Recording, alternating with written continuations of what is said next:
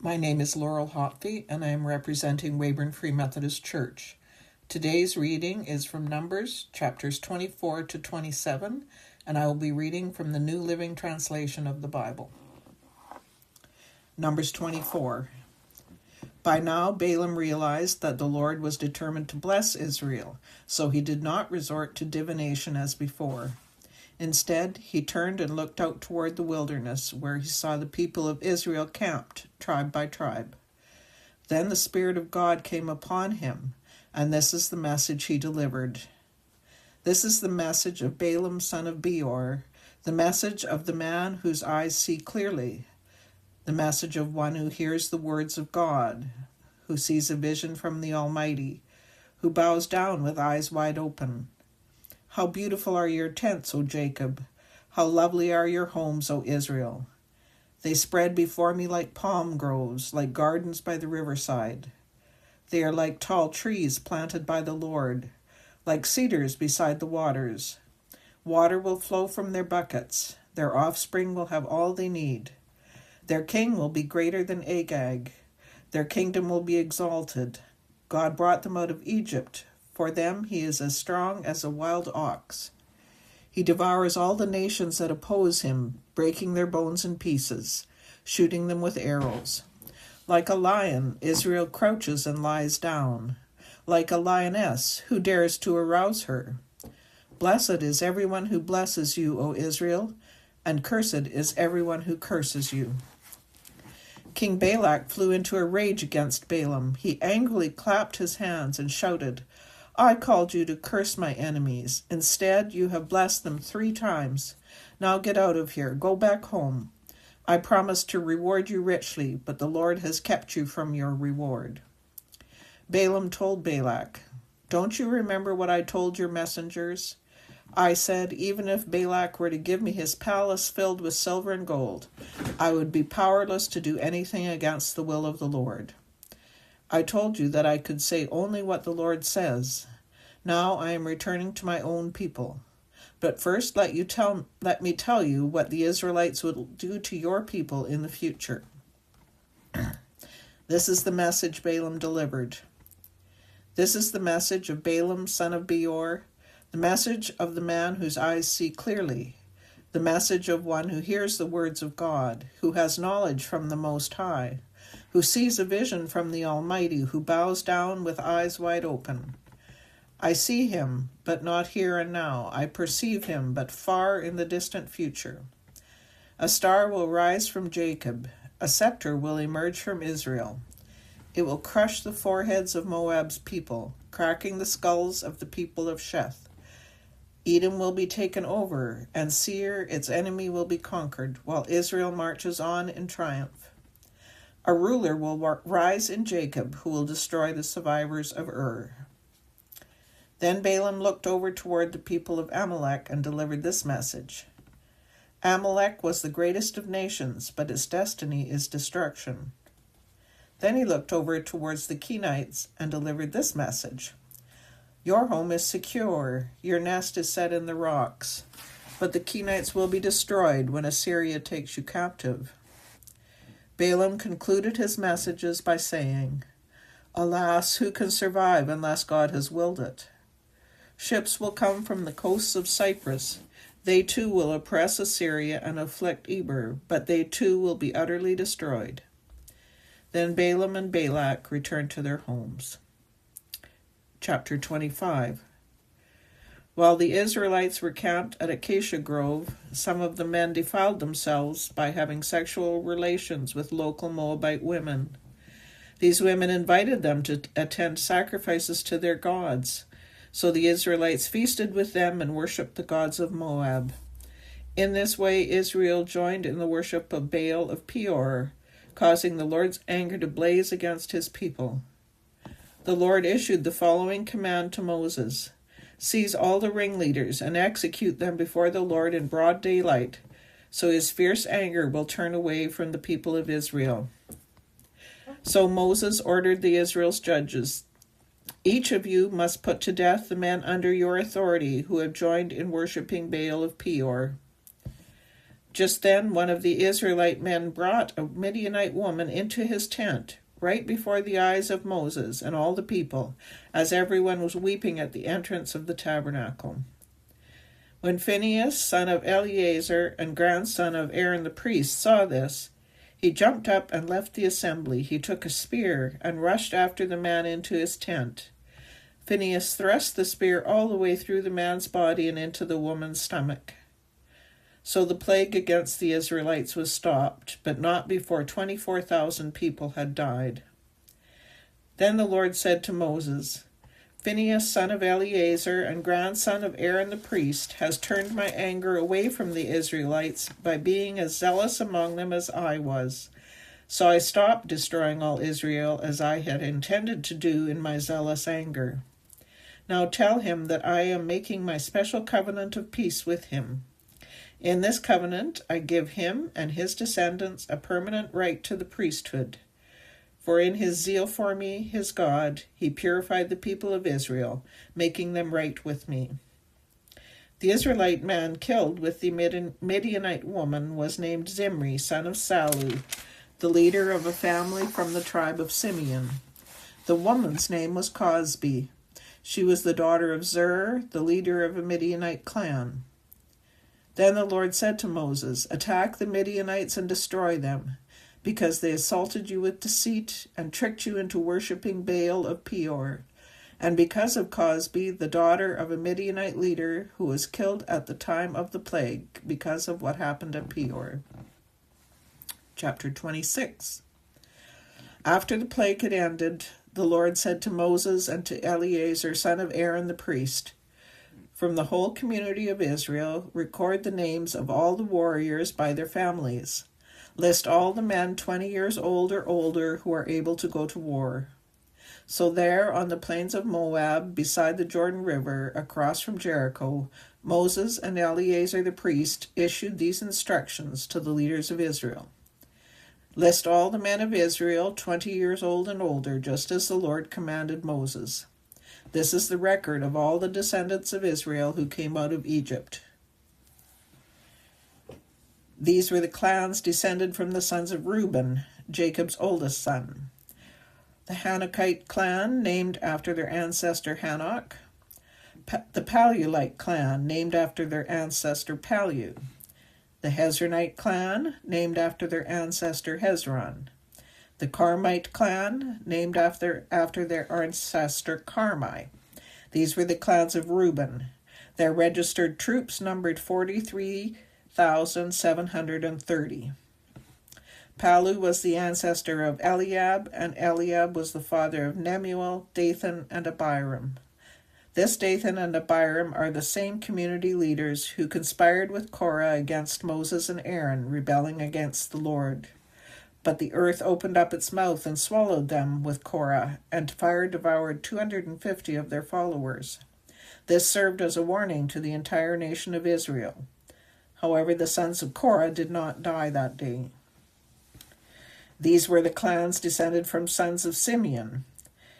The Jemuelite clan, named after their ancestor Jemuel.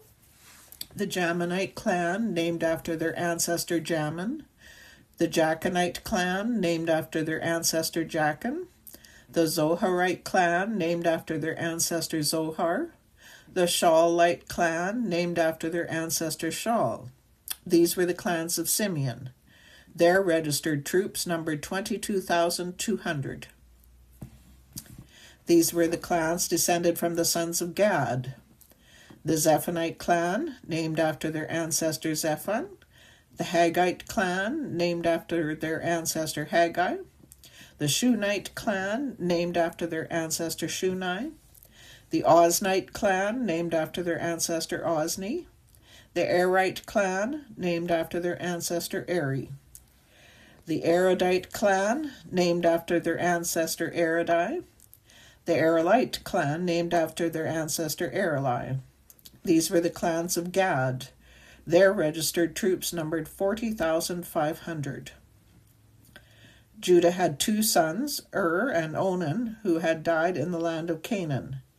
These were the clans descended from Judah's surviving sons. The Shelanite clan, named after their ancestor Shelah. The Perezite clan, named after their ancestor Perez. The Zerahite clan, named after their ancestor Zerah. These were the subclans descended from the Perizzites. The Hezronites, named after their ancestor Hezron. The Hamulites, named after their ancestor Hamul. These were the clans of Judah. Their registered troops numbered 76,500. These were the clans descended from the sons of Issachar. The Toelite clan, named after their ancestor Tola. The Puite clan, named after their ancestor Pua. The Jashubite clan, named after their ancestor Jashub. The Shimronite clan, named after their ancestor Shimron. These were the clans of Issachar. Their registered troops numbered 64,300. These were the clans descended from the sons of Zebulun. The Saradite clan, named after their ancestor Sarad. The Elonite clan, named after their ancestor Elon. The Jalilite clan, named after their ancestor Jalil. These were the clans of Zebulun. Their registered troops numbered 60,500. 2 clans were descended from Joseph through Manasseh and Ephraim. These were the clans descended from Manasseh. The Machirite clan, named after their ancestor Machir. The Gileadite clan, named after their ancestor Gilead, Machir's son. These were the subclans descended from the Gileadites. The Iezerites, named after their ancestor Iezer. The Helekites, named after their ancestor Helek. The Azraelites, named after their ancestor Azrael. The Shechemites, named after their ancestor Shechem. The Shemidites, named after their ancestor Shemidah. The Hepherites, named after their ancestor Hepher. One of Hepher's descendants, Zelophehad, had no sons, but his daughters' names were Malal, Noah, Hoglah, Milcah, and Tirzah. These were the clans of Manasseh. Their registered troops numbered 52,700. These were the clans descended from the sons of Ephraim. The Shuthelahite clan, named after their ancestor Shuthelah. The Becherite clan, named after their ancestor Becher. The Tahanite clan, named after their ancestor Tahan. This was the subclan descended from the Shuthelahites. The Aaronites, named after their ancestor Aaron. These were the clans of Ephraim. Their registered troops numbered 32,500. These clans of Manasseh and Ephraim were all descendants of Joseph. These were the clans descended from the sons of Benjamin. The Belite clan, named after their ancestor Bela. The Ashbelite clan, named after their ancestor Ashbel. The Ahiramite clan, named after their ancestor Ahiram. The Shuphamite clan, named after their ancestor Shupham. The Huphamite clan, named after their ancestor Hupham. These were the subclans descended from the Belites. The Ardites, named after their ancestor Ard. The Naamites, named after their ancestor Naaman. These were the clans of Benjamin. Their registered troops numbered 45,600. These were the clans descended from the sons of Dan. The Shuhamite clan, named after their ancestor Shuham. These were the Shuhamite clans of Dan. Their registered troops numbered 64,400. These were the clans descended from the sons of Asher. The Imnite clan, named after their ancestor Imnah. The Ishvite clan, named after their ancestor Ishvi. The Berilite clan, named after their ancestor Beriah. These were the subclans descended from the Beriites. The Heberites, named after their ancestor Heber. The Malchielites, named after their ancestor Malchiel. Asher also had a daughter named Sarah. These were the clans of Asher. Their registered troops numbered 53,400. These were the clans descended from the sons of Naphtali. The Jahilzite clan, named after their ancestor Jaziel. The Gunite clan, named after their ancestor Guni. The Jezerite clan, named after their ancestor Jezer. The Shilemite clan, named after their ancestor Shilem. These were the clans of Naphtali. Their registered troops numbered 45,400. In summary, the registered troops of all Israel numbered 601,730. Then the Lord said to Moses, "Divide the land among the tribes, and distribute the grants of land in proportion to the tribes' populations, as indicated by the number of names on the list. Give the larger tribes more land, and the smaller tribes less land, each group receiving a grant in proportion to the size of its population. But you must assign the land by lot, and give land to each ancestral tribe according to the number of names on the list. Each grant of land must be assigned by lot among the larger and smaller tribal groups." This is the record of the Levites, who were counted according to their clans. The Gershonite clan, named after their ancestor Gershon. The Kohathite clan, named after their ancestor Kohath. The Merarite clan, named after their ancestor Merari. The Libnites, the Hebronites, the Malites, the Mushites, and the Koralites were all subclans of the Levites. Now Kohath was the ancestor of Amram, and Amram's wife was named Jochebed. She also was a descendant of Levi, born among the Levites in the land of Egypt. Amram and Jochebed became the parents of Aaron, Moses, and their sister Miriam. To Aaron were born Nadab, Abihu, Eleazar, and Ithamar. But Nadab and Abihu died when they burned before the Lord the wrong kind of fire, different than what he had commanded. The men from the Levite clans who were 1 month old or older numbered 23,000. But the Levites were not included in the registration of the rest of the people of Israel, because they were not given an allotment of land when it was divided among the Israelites. So these are the results of the registration of the people of Israel as conducted by Moses and Eleazar the priest on the plains of Moab beside the Jordan River across from Jericho. Not one person on this list had been among those listed in the previous registration taken by Moses and Aaron in the wilderness of Sinai. For the Lord had said of them, "They will all die in the wilderness." Not one of them survived, except for Caleb son of Jephunneh and Joshua son of Nun. Chapter 27. One day a petition was presented by the daughters of Zelophehad, Mahlah, Noah, Hoglah, Milcah, and Tirzah. Their father, Zelophehad, was a descendant of Hefer, son of Gilead, son of Machir, son of Manasseh, son of Joseph. These women stood before Moses, Eleazar the priest, the tribal leaders, and the entire community at the entrance of the tabernacle. "Our father died in the wilderness," they said. "He was not among Korah's followers who rebelled against the Lord. He died because of his own sin. But he had no sons. Why should the name of our father disappear from his clan just because he had no sons? Give us property along with the rest of our relatives." So Moses brought their case before the Lord, and the Lord replied to Moses, "The claim of the daughters of Zelophehad is legitimate. You must give them a grant of land along with their father's relatives. Assign them the property that would have been given to their father. And give the following instructions to the people of Israel. If a man dies and has no son, then give his inheritance to his daughters. And if he has no daughter either, transfer his inheritance to his brothers. If he has no brothers, give his inheritance to his father's brothers. But if his father has no brothers, give his inheritance to the nearest relative in his clan. This is a legal requirement for the people of Israel, just as the Lord commanded Moses." One day the Lord said to Moses, "Climb one of the mountains east of the river and look out over the land I have given the people of Israel. After you have seen it, you will die like your brother Aaron, for you both rebelled against my instructions in the wilderness of Zin. When the people of Israel rebelled, you failed to demonstrate my holiness to them at the waters. These are the waters of Meribah at Kadesh in the wilderness of Zin."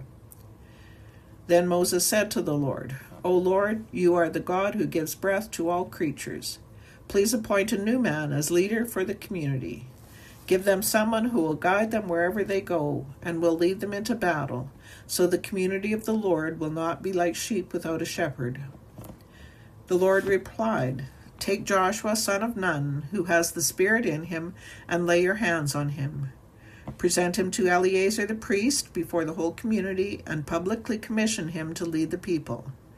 Transfer some of your authority to him, so the whole community of Israel will obey him.